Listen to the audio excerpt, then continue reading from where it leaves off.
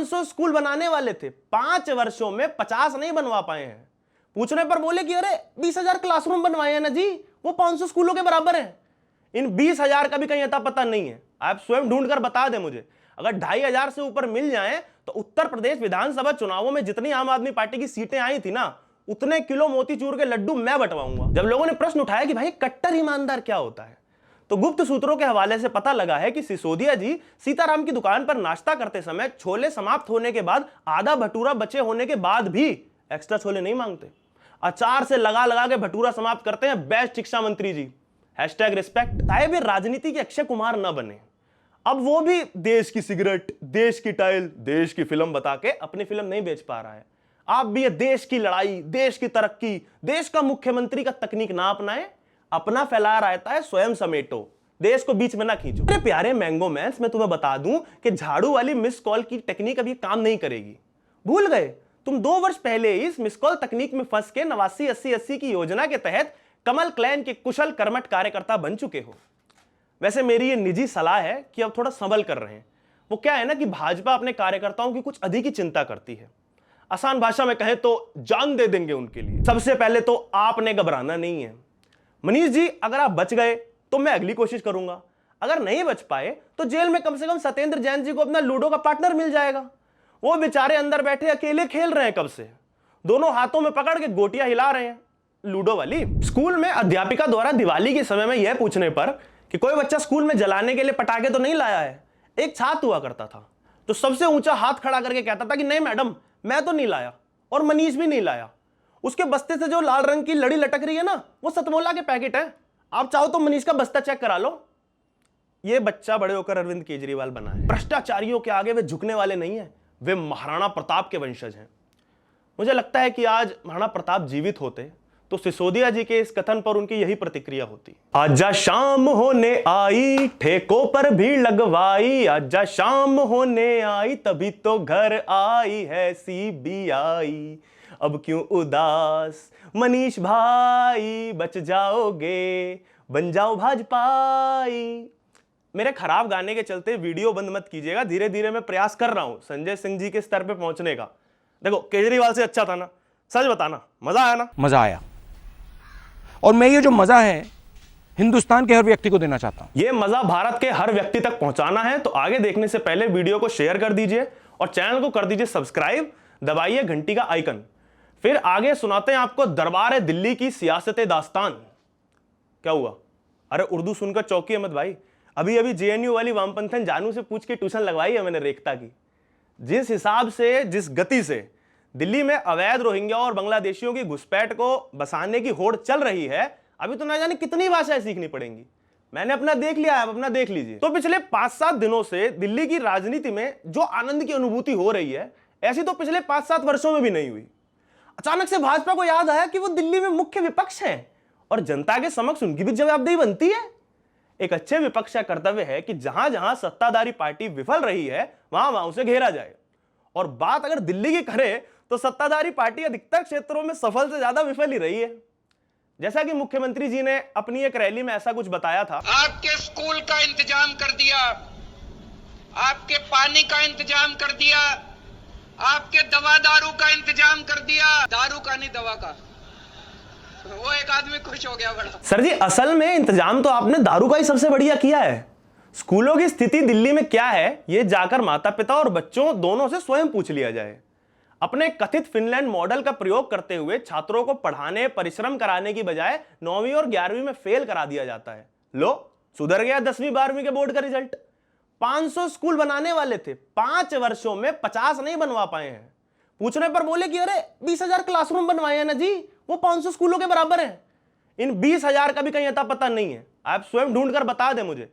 अगर 2,500 से ऊपर मिल जाएं तो उत्तर प्रदेश विधानसभा चुनावों में जितनी आम आदमी पार्टी की सीटें आई थी ना, उतने किलो मोतीचूर के लड्डू मैं बंटवाऊंगा। स्वास्थ्य के क्षेत्र में कौन से झंडे गाड़े हैं इन्होंने, उसकी पोल खोली चीनी वायरस ने।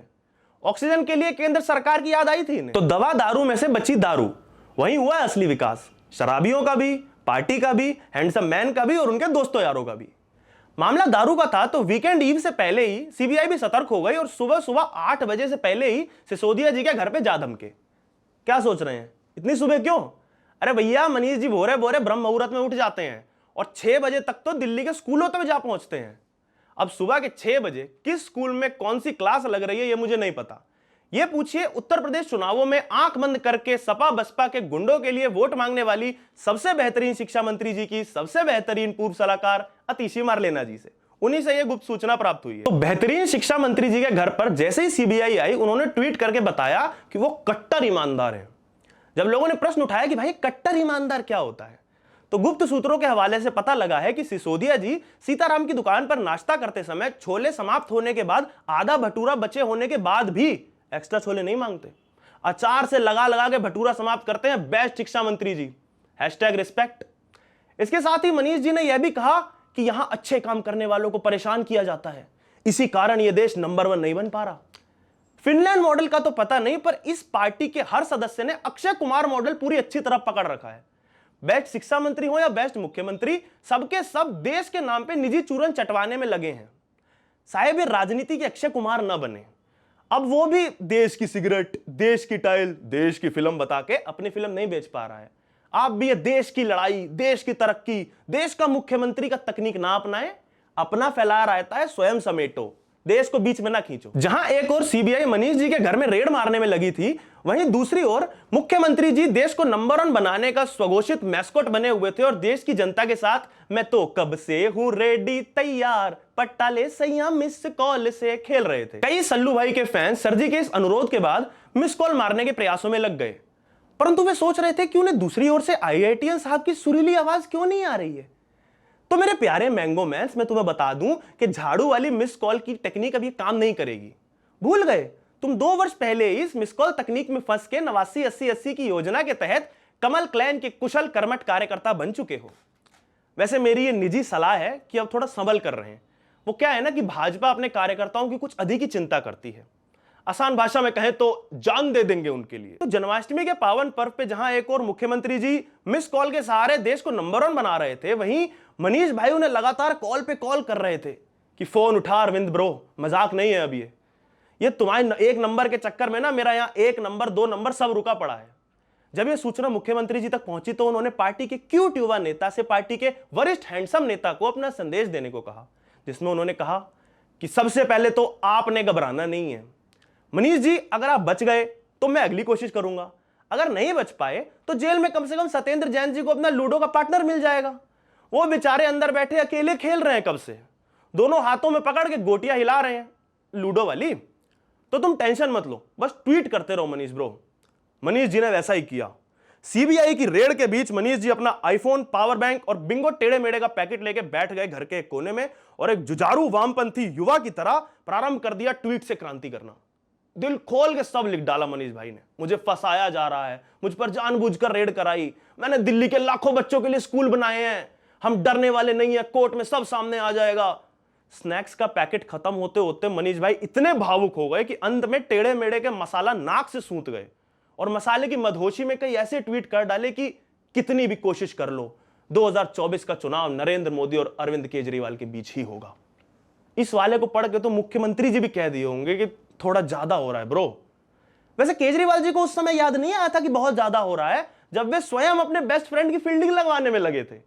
जब सीबीआई की जांच बिठाने की कोई योजना तक नहीं थी, तब मुख्यमंत्री जी अपनी हर प्रेस वार्ता में गरज रहे थे, देखना जी अब ये मनीष को गिरफ्तार करेंगे, उसके घर पर रेड करेंगे जी, उसके घर पे से सारे सबूत निकालेंगे जी।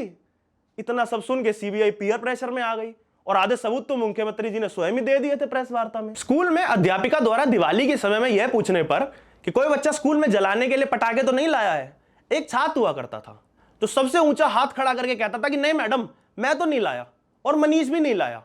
उसके बस्ते से जो लाल रंग की लड़ी लटक रही है ना, वो सतमोला के पैकेट है, आप चाहो तो मनीष का बस्ता चेक करा लो।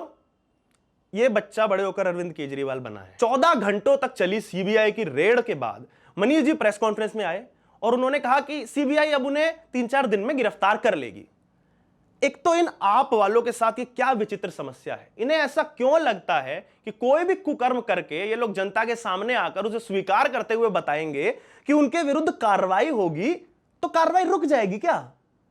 ये तो वैसा ही है जैसे दिल्ली का कोई टिकटॉकर निब्बा केजरीवाल जी की कालजयी योजना के तहत 1+1 की शराब पी के पीछे के शीशे पर एक तरफ झाड़ू और दूसरी तरफ नो फार्मर नो फूड का स्टिकर लगाई गाड़ी में बैठकर कनॉट प्लेस के आउटर सर्कल के चक्कर लगाता है। जैसे ही उसकी नजर सामने खड़े पुलिस वाले पर पड़ती है तो वह अपने ही जैसे गाड़ी में बैठे टिकटॉकियों को बताता है कि देखना ब्रो, अभी ये ठुल्ला मेरे मुंह में ब्रेथ एनालाइजर ठूस के मेरा अल्कोहल लेवल चेक करेगा और वो पॉजिटिव आएगा, फिर ये मुझे गिरफ्तार करेगा। गिरफ्तार होने के बाद यही छपरी अपनी लाल सिंह चड्ढा जैसी आंखें चढ़ाते हुए अपने साथी के चूजों को बोलता है कि देखा ब्रो, पहले ही बताया था ना। अबे लपड़ झंडू, क्या फर्क पड़ा तेरे पहले ही बताने से? गिरफ्तार तू तब भी हुआ, सजा तुझे तब भी मिलेगी, और तू कोई अफजल गुरु तो है नहीं कि तेरे लिए आम आदमी पार्टी के विधायकों के माता पिता मर्सी पिटीशन लिखने आएंगे। इसके कुछ समय बाद यह सूचना आई कि मनीष सिसोदिया जी के नाम पर लुकआउट नोटिस जारी हुआ है। यह सूचना सुनते ही मनीष जी ने नया लूडो का सेट पैक करा लिया और मीडिया के समक्ष आके बोले, लुकआउट नोटिस क्यों निकाल रहे हो, मैं तो यहीं खड़ा हूं, पकड़ लो। भाजपा वाले बेस्ट शिक्षा मंत्री जी को लुकआउट नोटिस की डेफिनेशन सिखा ही रहे थे कि इतने में सीबीआई ने इस पर व्याख्या देते हुए कहा कि फिलहाल सिसोदिया जी के विरुद्ध कोई नोटिस नहीं जारी किया गया है, और आसान भाषा में कहें तो मनीष जी पकड़े जाने के लिए कितने भी उतावले हों, हमें अभी पकड़ने का कोई शौक नहीं। मायूस मनीष मन मारकर वीकेंड पे एक बार पुनः टेढ़े मेढ़े खाकर मधोशी में सोए और सुबह उठकर उसी मधोशी में एक और ट्वीट कर डाला कि भाजपा उन्हें अपने खेमे में आने का प्रस्ताव दे रही है। उन पर से सीबीआई और ईडी के केस हटवाने की भी बात कही जा रही है। मतलब हद है भाजपा वालों, इतनी गंभीर स्थिति चल रही है और मनोज तिवारी जी संडे नाइट को हंसराज हंस के साथ ये जो सिल्ली सिल्ली होंदी है हवा और रिंकिया के पापा का मैशअप सुनते हुए चिल कर रहे हैं और इस तरह के प्रैंक कॉल्स कर रहे हैं। क्या यह शोभा देता है? कड़ी निंदा होनी चाहिए इस कृत्य की। आगे मनीष जी ने यह भी कहा कि भ्रष्टाचारियों के आगे वे झुकने वाले नहीं है, वे महाराणा प्रताप के वंशज हैं। मुझे लगता है कि आज महाराणा प्रताप जीवित होते तो सिसोदिया जी के इस कथन पर उनकी यही प्रतिक्रिया होती। इस दावे पर दिल्ली के भाजपा के सांसद प्रवेश वर्मा का बयान आया कि सिसोदिया जी के लिए भाजपा में कोई जगह नहीं है। सही बात है भाई, जगह होगी भी कहां से? हार्दिक जी ने काफी जगह ले ली है, अब वामपंथियों के लिए कोई खास जगह बची नहीं है भाजपा में। बस कन्हैया के लिए थोड़ी सी है, वो 2024 ना सही 29 आते आते तो आप लोग भर ही डालेंगे। दिल्ली की राजनीतिक स्थिति इतनी रोमांचक हो गई है कि उसे इस वीडियो के माध्यम से समझा जा सकता है, जहां दिल्ली भाजपा में जगह को लेकर लड़ाई चल रही है। अरे बहुत जगह है, नहीं जगह है, बोलने बहुत जगह है, अरे बहुत जगह है, नहीं जगह है, नहीं जगह है, नहीं जगह है, बहुत जगह है। स्थिति इतनी मजेदार हो गई है कि व्यंग के लिए पंच लिखने की आवश्यकता नहीं पड़ रही, नेता लोग स्वयं ही मीम बने पड़े हैं। जब तक मैं वीडियो बना रहा हूं, वर्तमान स्थिति यह है कि सिसोदिया जी ने ट्वीट करके भाजपा का सीएम कैंडिडेट बनने का ऑफर ठुकरा दिया है, जो कि उन्हें किसने दिया था यह सिर्फ स्वयं सिसोदिया जी जानते हैं, या वो बिंगो टेढ़े मेढ़े का पैकेट जिसके मसाले को रविवार को वो नाक से सूंघ कर सोए थे। अंत में मनीष जी ने यह बताया है कि केजरीवाल जी उनके गुरु हैं और भारत को नंबर 1 बनाने का कार्य केजरीवाल जी कर सकते हैं। इस ट्वीट के बाद जहां एक और केजरीवाल जी कंट्रोल मनीष कंट्रोल कह रहे हैं, तो वहीं मेरा इस पूरे घटनाक्रम को देखकर एक ही निष्कर्ष निकलता है। मैं ये मानूंगा कि टेढ़े मेढ़े सेहत के लिए सही नहीं होते। आप लोग भी कुरकुरे खाया करो, कोई प्लास्टिक नहीं होती, सब फेक न्यूज है, जुब्बू की कसम। अगर आपको ये वीडियो या व्यंग पसंद आया है तो कृपया करके इसे लाइक करें, कमेंट करें और साझा जरूर करें अपने दोस्तों के साथ, साथियों के साथ। आपको क्या लगता है कि दास्ताने दिल्ली की स्थिति इस समय क्या चल रही है, वो हमें कमेंट में अवश्य बताएं। चैनल को सब्सक्राइब कर दें और घंटी का आइकन भी दबा दें।